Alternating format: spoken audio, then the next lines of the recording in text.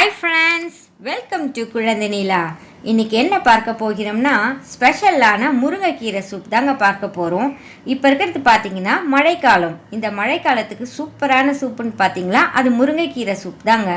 இது குழந்தைகளுக்கு சளி பிடிக்காமலும் இருக்கும். சளி இருக்கிற குழந்தைகளுக்கும் இதை கொடுக்கலாம், சளி சரியாயிடும். சாப்பிடாத குழந்தைகளுக்கு கூட இந்த சூப் கொடுத்து வந்தீங்கன்னா நல்லா சாப்பிடுவாங்க. இந்த வீடியோவும் ஸ்கிப் பண்ணாமல் பாருங்கள். புதுசாக பார்க்குறவங்க நம்ம சேனலில் சப்ஸ்கிரைப் பண்ணி பெல் ஐக்கான் ஆல் பட்டனை கிளிக் பண்ணிக்கிங்க. வாங்க நம்ம இப்போ வீடியோக்குள்ளே போகலாமா? ஒரு கப் வேக வைத்த துவரம்பருப்பு எடுத்துக்குங்க. சின்ன வெங்காயம் 15 எடுத்து கட் பண்ணிக்கிங்க. ஒரு ஸ்பூன் மிளகு எடுத்துக்குங்க. ஒரு ஸ்பூன் ஜீரகம் எடுத்துக்குங்க. ஒரு ஸ்பூன் சோம்பு, பூண்டு ஒரு 7 பல் எடுத்துக்குங்க. அதை நசுக்கி வச்சுக்கலாம். பட்டை 3 எடுத்துக்குங்க. பிரியாணி இலை 2, கல்பாசி 5, முருங்கைக்கீரை இந்த மாதிரி ஒரு கப்பில் எடுத்துக்குங்க. ஒரு பேன் எடுத்துக்குங்க. 2 ஸ்பூன் ஆயில் ஊற்றிக்குங்க.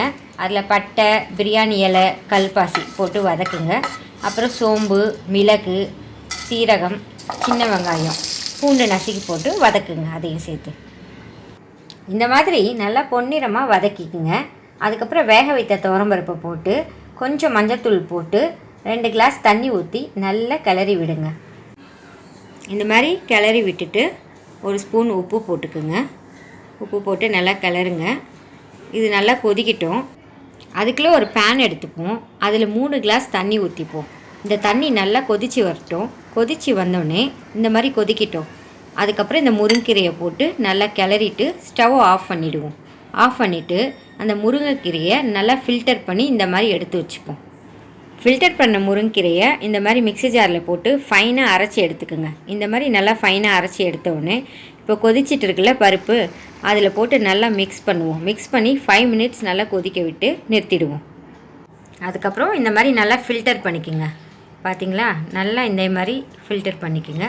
லாஸ்ட்டில் ஃபுல்லாக சக்கை எல்லாம் இருக்கும், அது நல்லா இந்த மாதிரி ஃபில்டர் பண்ணி எடுத்துருங்க. இந்த சூப்பை 1 வயதுக்கு மேல் உள்ள குழந்தைகளுக்கு கொடுங்க. இதை தினமும் கொடுத்துட்டு வாங்க, அவங்க மிகவும் விரும்பி சாப்பிடுவாங்க. இந்த வீடியோ பிடிச்சிருந்தா லைக் பண்ணுங்கள், கமெண்ட் பண்ணுங்கள், ஃப்ரெண்ட்ஸ்க்கும் ஷேர் பண்ணுங்கள். இந்த வீடியோ பார்த்ததுக்கு மிக்க நன்றி.